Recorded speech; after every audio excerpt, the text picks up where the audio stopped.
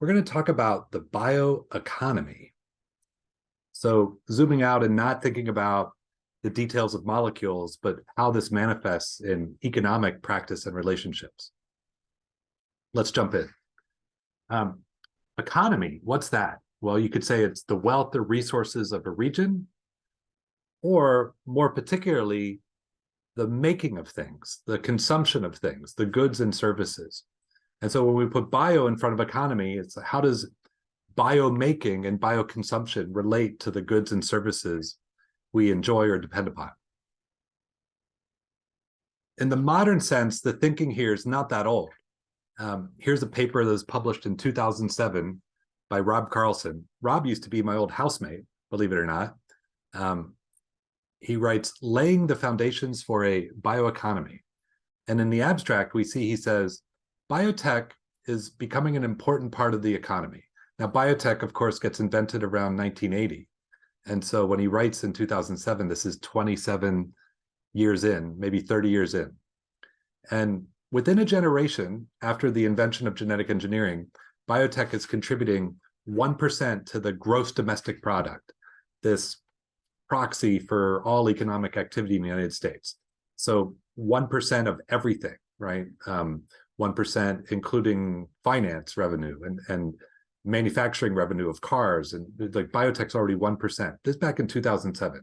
And what's interesting is he's like, it's growing fast, 20% growth. That's incredible growth, right? It's like doubling in just a few years. If you grow 20% every year, suddenly you've got twice as much. All right. What else does Rob say? Oh, I love this. This is fun language. He writes, welcome to the paleobiotic age. Just as today we look back somewhat wistfully on our quaint Paleolithic, literally old stone ancestors, our descendants, the people who come after us, they're going to see us as the paleobiotic people, you know, that we hardly understood biology and biotechnology at all. It's only 1% of the economy. You know, maybe it's going to become 90% of the economy. We're paleobiotic people. I love that word. And, you know, what is the bioeconomy? How big is it? And he estimates it's somewhere between $350 to $1 trillion a year, and so on. All right. And if you go back in time to 2007, one of the reasons Rob's framing and paper were so important is it helped displace recent earlier experiences. So this image here shows an effort to decontaminate, it looks like the Congress in Washington, D.C., in response to Amerithrax, the sending of anthrax spores as a pathogen to members of Congress and others. And there are about 24 casualties due to these very famous attacks that immediately followed the planes being hijacked. What do I mean? More specifically, the way people thought about biotechnology following the anthrax attacks, culturally, the narrative was dominated by fear and bioterror. And so when Rob shows up with others, as we'll see, and starts talking about the bioeconomy, people are like, oh, thank goodness. Like, we might want economic growth. We might want jobs and money, right? And so might bioeconomy be culturally more powerful than bioterror? It turns out it was. And so another incredibly important piece of work was led by Mary Maxon, working in the Obama White House. She's a biologist, a geneticist who'd studied yeast previously, but then enters public service, and working in the Obama White House leads the drafting of what was then called the National Bioeconomy Blueprint. And, you know, goes on to write things like a bioeconomy is one based on the use of research and innovation and the biological sciences to create economic activity and public benefit. The bioeconomy is all around us. New drugs, new diagnostics for improved health, higher yielding food crops, better biofuels that reduce dependency on petroleum, and so on, just to name a few, they write. And the public benefit gained here is enormous. It's feeling pretty good. This is 11 years ago. But there's a problem, and it was a political, cultural problem. Although the White House is drafting a bioeconomy blueprint, we weren't able to put into practice executive orders or legislation to dramatically advance the blueprint. Instead, what we encountered was concerns about biotechnology, concerns about GMOs, valid concerns.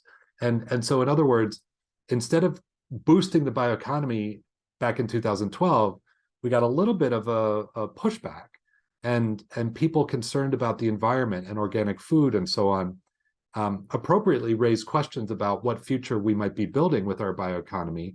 And so we didn't see actions taken at the highest levels of government just over a decade ago. Rob appears not too much later, 2016, and he's estimating this time, like, how big is the bioeconomy really and how much is it growing? And it's like, okay, we've got industrial stuff. These are polymers and monomers, things that make carpets, by brewing ingredients. We've got biologics, which is a placeholder for medicines, and then crops, right? And you can see these sectors. In 1980, there's $0 billion a year of revenue, and genetic engineering is just getting going, and then up and away, right? And it's doubling with interesting pacing every 5 years or so. Okay, and so like, again, why are we talking about bioeconomy? Well, if you're becoming a bionaut and are going to be doing things in the world, whether you're making goods or services, you're going to be entering into the bioeconomy directly or indirectly. So we might want to understand it, right? That's just like to remind us what the motivation is here. Here's another cut at what Rob's representing. It's interesting. The biggest economic sector for biotechnology back in 2017 is food, agriculture. And the second biggest is industrial intermediates. And medicines and health, which is what people think about first, most of the time, it's actually a big sector, but it's the third biggest, right? So that's interesting to see. Okay. And this is just for the United States, right? So globally, it's going to be bigger still. So let's see what's happening again. Like, let's try again at the White House. So here we are in 2019 with the White House then, Dr. Megan Palmer, Dr. Mark Sallet, and myself. And we're there for the 2019 summit on America's bioeconomy. And you can see a description here, the link down below. You can read the whole report. Bioeconomy represents the infrastructure, innovation, products, technology, and data derived from biologically related processes and science that drive economic growth, improve public health, agriculture, and security. Bioeconomy outputs are incredibly diverse and future applications limitless in terms of application and value. New ways to treat cancer, novel manufacturing methods for medicines, plastics, materials, consumer products, pest and disease, and so on and so on. DNA-based information storage. Wow, all the things we've been talking about in class. Looks like they got it right. Now it's 2% of the GDP, almost $400 billion a year. We weren't able, just in 2019, to get an executive order signed by the president. We didn't see at the highest levels of government, just like in 2012. We were close. We were close again, but no deal. But what if we really could grow almost anything? And so, while we didn't yet see the government going all in on biotechnology and bioengineering and the bioeconomy, we saw the private sector start to pick up on this even more. And so here's a report from McKinsey, the consulting shop, right? And they dropped this in 2020 or thereabouts, the bio revolution. There's going to be 4 areas for innovation: molecular, systems, biomachines, and biocomputing. And the scope of the impact of innovation in these fundamental research layers is ridiculous. 60% of the physical stuff we need and consume in our society could be grown, as opposed to refined and derived from fossil inputs or other manufacturing methods.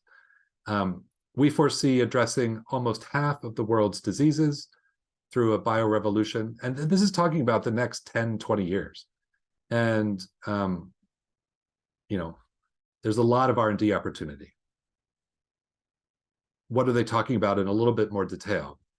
Biomaterial production, personalized precision services and medicines, engineered organisms, higher productivity, biomachine interfaces and computing. It's going to impact agriculture, health, energy, consumers. Instead of being, a couple $100 billion a year domestically, it's going to be $2 to $4 trillion a year. It's a double-digit percentage of the economy. It's growing, right? We're not just growing in terms of what we do with biology, like the economic impact of bioengineering is growing.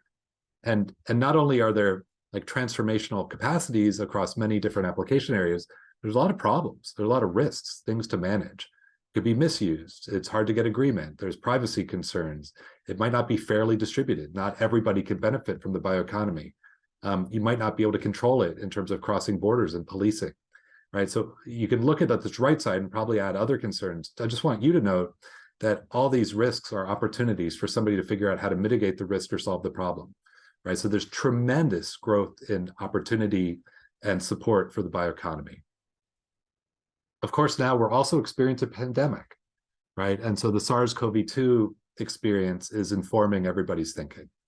The private sector continues to grow. Here's some students who took over the New York Stock Exchange for a day, and it looks like they put a T-Rex on the front. And below that, as they're listing their company on the stock exchange, they say, grow everything, right? So they're going to give that a try. Finally, in September of 2022, we see an executive order signed by the President of the United States of America. And let's just read it a little bit. Executive Order on Advancing Biotechnology and Biomanufacturing Innovation for a Sustainable, Safe, and Secure American Bioeconomy. And one of the lead public servants who helped get this across the finish line is Dr. Michelle Rozo. Here, Megan Palmer, past colleague, was part of the event as well. And so, like the executive order mechanism is interesting because it's literally the president ordering the executive branch of the government to do stuff, right? And so they're fun to read. It's like, by the authority vested in me as president, I order the following, right? Section 1, policy. It's the policy of my administration to coordinate a whole of government approach to advance biotech, biomanufacturing towards innovative solutions, and all the things we've been talking about in this class: health, climate, energy, food security, agriculture, supply chains, national and economic security. Central to this policy and its outcomes are the principles of fairness, doing the right thing, safety, and security. All right. And again, the link, if you want to read the whole thing and like see what's going on, is at the bottom of the slide. Finally, right? Like finally, we see at the highest level of government, like bioeconomy is going to matter, which is proxy for jobs and money derived from bioengineering, biotechnology. It only took us 4 administrations, but here we are, right? And so, what does this look like? You can track down on YouTube the recording of the event. I dropped some links in here. Like, check it out. I double dog dare you to go to the second link at the timestamp, 15 minutes, and listen to what the director of the National Science Foundation has to say about bioengineering, right? But this is the room, and you've got the science advisor to the president, the chair of the National Economic Council, the National Security Advisor, Chairman Warner from the Senate Intelligence Committee, anyway, like all of government approach, like we're going to figure this out, right? Okay. And so the rest of the world starts to react. Here's John Cumbers writing for Forbes. White House unveils strategy to grow $1 trillion US bioeconomy. The bioeconomy is booming and it's going to get a lot bigger. And let's go. Right. And looks like he used DALL-E and artificial intelligence to make a pseudo watercolor painting of what the bioeconomy looks like. Let you decide what you think of that artwork. Also on this article is pretty interesting. Dragon Lady has a comment that she drops at the bottom. Nice article. The one thing that's going to be a problem with this plan is that our education system isn't educating the future generations to think, to innovate, to create, to push the envelope, and to develop new technologies that are safe and sustainable. Haha, but here you are, right? So Dragon Lady doesn't know about you and what we're doing through this class together. I love this comment. We're on it, right? So remember, when you become a bionaut, maybe you can pay it forward and teach still more people about what biotechnology is about and why they might want to be part of it, or at least express how they feel about it. Okay, fine. It's great at a high level, but it's like White House, this and that. At this point, you should be saying, what about me? Right? Like, what do 21st century bioengineers do? And like, are there really jobs? And like, what are they? And is there a job for me? Right. So these are all the more important questions, right? Because we're all just individuals and we've got to figure this out for ourselves.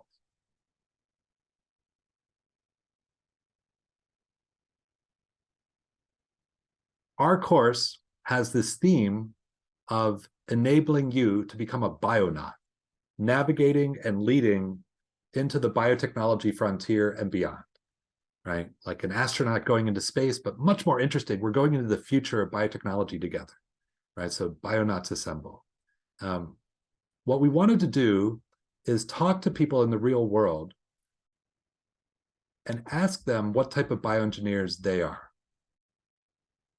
And so just for this class, with the team here, we have arranged for 9 people to be interviewed, the folks shown here. And we've asked each of them about things like, well, what type of bioengineer are you? And how did you find your way into the biotic future as a bionaut? Let me tell you just a little bit about some of these people. But as of today, the recordings of the interviews are all online on YouTube. And as part of the PSET, we'll ask you to at least dig into 3 of them to see what you can learn. So let me just give you some postcards to help you get oriented and motivate why you want to track down these interviews. First, Sophia. She is the co-founder and chief of culture for a company called MycoWorks. She used to be a dancer, an artist, a performer, but now she's a leader of this company called MycoWorks, Myco for mushrooms. And so you can see a picture here with her CEO, and the New York Times is asking the question, are mushrooms the future of leather? And what MycoWorks does is they use mushrooms that grow on wood chips to make a mushroom skin that you can peel off and put through a tanning process and make a replacement for animal leather. So what if you could grow a replacement for leather in a couple weeks with no cows involved, right? And you can see this picture down in the bottom left. There's Sophia in the middle in red, and they're down in Union County, South Carolina, creating a new factory, a 1,000,000 square foot factory that's going to provide 400 jobs in that community to scale up the manufacturing of mycological leather. Right. So maybe you want to check out the interview with, she was a performer, a dancer. Now she's the chief of culture for MycoWorks. Another person, Ben Novak, lead scientist and program manager at Revive and Restore. Revive and Restore is a charity whose mission is to bring bioengineering technologies to every other species besides Homo sapiens. There's so many people working on human health. What about the health of other creatures on the planet? And so one of the projects Ben leads, believe it or not, is to work on de-extincting or reviving the passenger pigeon, one of the most abundant birds in the history of North America. It went extinct about a century ago from overhunting and loss of habitat. Could we bring that back to life and responsibly release it into the wild? That's what Ben does. So maybe you want to listen to Ben's interview. How about Ahmed? Ahmed Best, amazing friend and teacher for me. He's an actor, he's a storyteller, he's an Afrofuturist. What do I mean? Well, he was played a character in Star Wars. Or if you watch The Mandalorian, he came back as a Master Jedi, and I don't want to, like, spoiler alert, well, he like saved baby Grogu. Or with his colleague, Dr. Lonnie Brooks from Cal State East Bay, runs a program called Afro Rhythms from the Future, about democratizing the future through storytelling with respect to diversity of cultures. What type of bioengineer is Ahmed? Right? Maybe you should check that one out. How about Carrie McIntyre, special agent for the FBI, the Federal Bureau of Investigations, an emergency trauma nurse? What type of bioengineer is Carrie? Well, she thinks about economic espionage, nation states spying on each other, companies spying on each other, bioengineering innovations in the United States. Are they safe and secure to benefit Americans and others? Or what if bioengineering technologies could be misused to create more bioterror? How are we going to deal with counterproliferation and biosecurity? and other matters involving people and keeping people safe, right? Trafficking and so on, right? Check out her interview. Or Tia Lyles Williams, founder and CEO of Lucas Pi Bio. Lucas and Pi are the names of her grandmothers combined into one name. She named her company after her grandmothers, as I understand it. And at Lucas Pi Bio, which is based in Philadelphia or just outside Philadelphia in Pennsylvania, their mission is to make the manufacturing of biotherapies more affordable while growing the bioeconomy and strengthening healthcare offerings within underserved communities. You can see a sketch of the manufacturing facility her team is developing and operating in Pennsylvania. Check out what they have to say.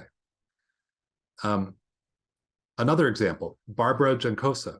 She's a biotech professor and program director at Mira Costa College, a community college in northern San Diego in California. And so the college runs a biomanufacturing program where people can learn how to help with biomanufacturing. There's a lot of good jobs in a growing economy around manufacturing. And if bioeconomy-based manufacturing is growing, there'll be more jobs there. Not only are there jobs in biomanufacturing, but there's jobs in teaching people about biomanufacturing, right? So maybe your biotic future as you're learning about bioengineering is to help other people learn about bioengineering. One of the things I wanted to do in selecting just a subset of these Bionaut interviews to highlight them is to give you like what you might be surprised by, a vastly increased diversity of bioengineering futures, right? It's not just the nerdy stuff with the making of molecules and the designing of the cells. It's all the other stuff that a society needs to have a rich and vibrant bioeconomy, right? The storytelling, the law enforcement, the education, and so on, right? It's also very interesting to see who can become a leader of a bioengineering operation, like Sophia's story as a performer and artist, suddenly becoming an executive in a mushroom manufacturing company. There's no shortage of needs or opportunities, in other words. And I want to challenge you to think about this forever, frankly, by just giving you one more postcard. This is what are known as the United Nations Sustainability Development Goals. Things that we would like collectively to see made real so that the world would be better. Like, let's get rid of poverty. Let's get rid of hunger. Let's make sure everybody has good health and well-being. Everybody has the option of accessing a quality education, that there's gender equality, that there's clean water and sanitation for all, affordable, and so on and so forth. Right? There's 17 different goals here. Each of these goals is full of opportunities for bioengineers and bionauts. And so as a challenge, like, take a look at these 17 and see if you can just sketch out a bioengineering idea or a bioeconomy opportunity that might, if developed, help realize one of these goals. It's a lot, but it means there's a lot of opportunity. It also means that most of what bioengineers could do hasn't been imagined yet. And so sometimes, if not most of the time, yeah, you could find a job posting and apply for a job. But even more powerful is to invent the job. Once you understand what bioengineering can do that nobody else has understood before, you just get to invent your job. And suddenly you're writing job postings for other people once you figure that out. The last part of this lecture is a warning. Not to be dramatic, but it's really interesting to understand both the power and limitation of economic thinking. And so this is a type of friendly warning. And I'm so excited to share these next 3 slides with you because it's just profoundly interesting to stop and think about what the limits of economic thinking are and what lessons we can take from the recent past that might inform each of us and all of us together to shape the bioeconomy we really want. Right? So first, beware the label of economy, right? Here's an interesting New York Times story from 1999. See what's going on there, right? And one of the articles is titled "Computer Age Gains Respect of Economists." 1999, right? For years, even as the computer revolutionized the workplace, productivity, as measured by output, stagnated, barely advancing 1% a year. So it's easy to see why economists didn't care very much about computers. You got to be kidding me. It's 1999.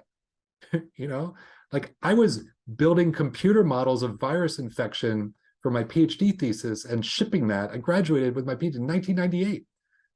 Like a year later, finally, like computers gained respect of economists, right? So like so much interesting stuff was happening in reality well before the economic impact of computing was manifesting, right? Another thing to note is when you adopt an economic narrative, a lot of people then manage for incrementalism, like, oh, let's grow the economy 1% or 4%. You know, like not very much is going to change. It's just going to get a little bit bigger. Imagine going back in time 50 years to 1973, and it's like, we're going to grow the information economy. We need more mainframe computers. We need 4% more IBM. Like nothing against IBM, but that's not what it's all about. It's going to be about the ARPANET becoming the internet and the personal computer, like qualitative, disruptive opportunity, right? So like, don't let economy become proxy for reality because it's going to favor incremental thinking. Second warning, don't let the economy become a proxy for society. I love this example. John Maynard Keynes, probably the top economist in the United Kingdom in the 20th century. So he writes this very interesting essay, 1930, right? 93 years ago. The economic possibilities for our grandchildren. Now, what's going on in 1930? From history, you remember this is the Great Depression. And so he opens his essay by saying, in the middle of the Great Depression, we are suffering just now from a bad attack of economic pessimism. Well, that's funny language for the Great Depression, right? Anyway, he then goes on to say immediately, I believe it's widely mistaken interpretation that the economy is crashing and burning all the way down, right? We're suffering, he writes, not from the rheumatics of old age, from arthritis, but from growing pains of over rapid change, and the painfulness of adjustment from one economic period to the next. He goes on to write, right, like in the middle of the Depression, he goes on to write what he imagines life will be like in 100 years for the grandkids. That's you and me, like we're the grandkids. And so he says, over the long term, the economy is going to grow. The structural transformations undergirding economic growth are profound. I'm so confident in this, I'm willing to predict a century of economic growth. So the economy is going to be 4 to 8 times as high as it is today compared to 1930. We're going to solve the economic problem. In other words, he writes, we're going to have so much money that nobody's going to have to worry about money. Bold bet, John. Well, he makes a mistake, and the mistake he makes is he underestimates the economic growth we actually got. Today, we actually have more money than Keynes predicted, as I understand it. But wait, you might say, if that's true, is it also the case that nobody has to worry about money? No, right? There is plenty of money for everybody, but not everybody has plenty of money. So something was missing, in other words, from the argument that Keynes was putting forward, at least in terms of the implementation of what followed. We did get the economic growth, but we didn't get a society in which everybody has plenty of money. Don't let economy become a proxy for society, in other words. Make sure we're getting the economy we want as you are bionauts, and the economy becomes a bioeconomy. Okay, last one, and this one's fun and strange and even more esoteric.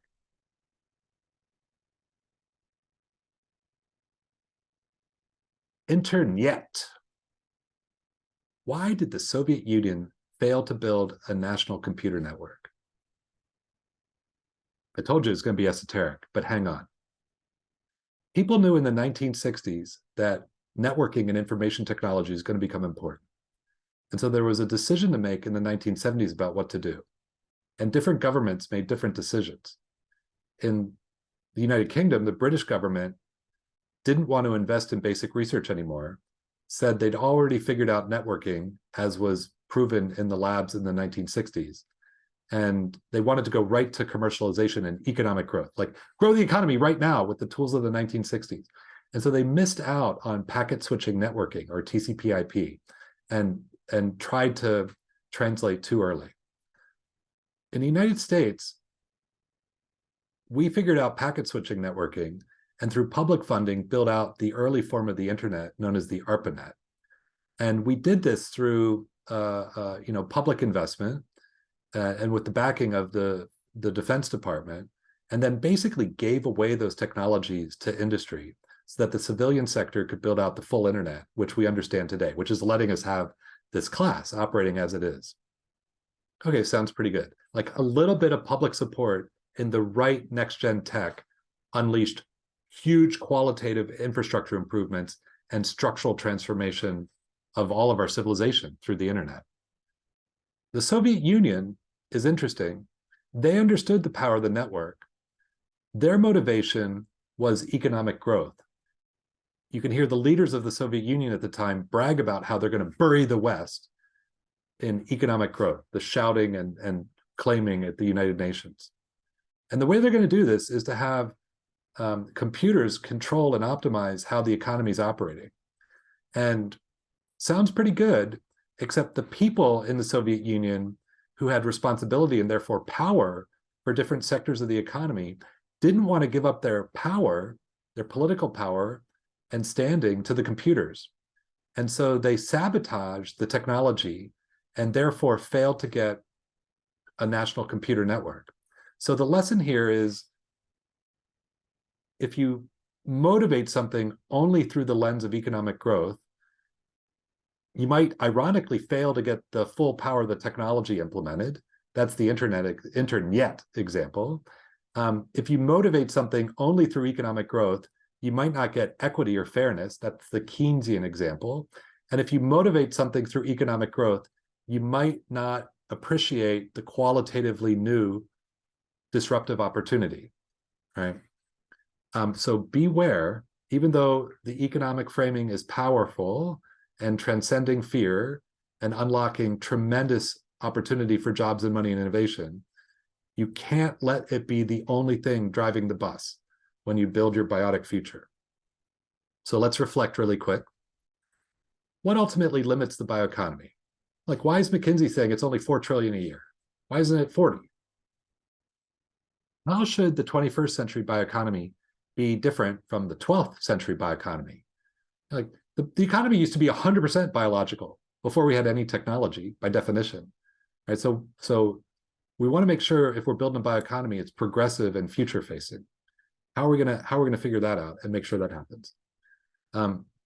Obviously, there's a lot of economic opportunity already, but compared to what it's going to be, what would you guess is the percentage of jobs in bioengineering that haven't yet been invented? That the job postings that nobody's written yet? I would guess it's at least half, maybe 90% hasn't been imagined yet. But what do you think? Could you invent a new job type in response to one of the UN's Sustainability Development Goals? Speaking of a new job, like pick one of the 17 and invent a job. You might be inventing the job for yourself or your friend or your cousin. And then finally, why is it important? Like, beware economic thinking, as powerful as it is. Why is it important, if not essential, to not only think about things through the lens of economy?